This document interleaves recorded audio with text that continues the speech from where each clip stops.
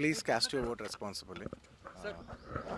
ఒక్క నిమిషం సార్, అంటే మొన్న మీరు నంద్యాల వెళ్ళారు కదా, మీ ఫ్రెండ్ కోసం వెళ్ళారు, మరి దానిపైన కొద్దిగా సోషల్ మీడియాలో వస్తుంది.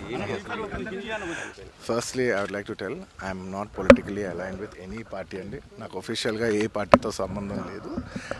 I'm neutral to all parties. నా అనే వ్యక్తులు ఏ పార్టీలో ఉన్నా పార్టీకి సంబంధం లేకుండా నేను వ్యక్తిగతంగా వాళ్ళకి నా సపోర్ట్ ఇస్తాను.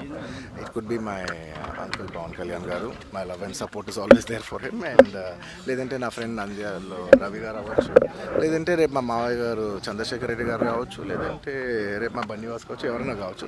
పార్టీకి సంబంధం లేకుండా నేను వాళ్ళకి మద్దతు ఇస్తాను. And my support will be that to my close people. And మీరు పర్టికులర్ అడిగిన దానికి నంద్యాల దాని గురించి చెప్పాలంటే, రవిసింగారెడ్డి గారు నాకు ఎన్నో ఏళ్ళుగా, గత 15 ఏళ్ళుగా మంచి ఫ్రెండ్. అండ్ ఎప్పటి నుంచో నేను ఒక మాట అన్నాను, బ్రదర్ మీరు ఎప్పుడైనా పాలిటిక్స్లోకి వస్తే నేను ఖచ్చితంగా నేను మీ ఊరు వచ్చి మీకు సపోర్ట్ చేస్తాను ఎప్పుడు అనేవాడిని. నేను మాట ఇచ్చాను. బట్ 2019లో ఆయన యాక్టివ్ పాలిటిక్స్లోకి వచ్చిన తర్వాత నేను అప్పుడు రాలేకపోయాను, ట్వీట్ పెట్టాను.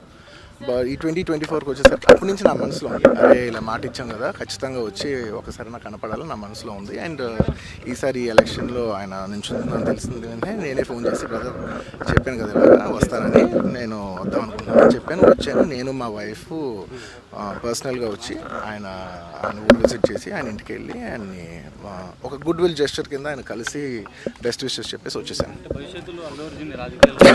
లేదు, థ్యాంక్ యూ.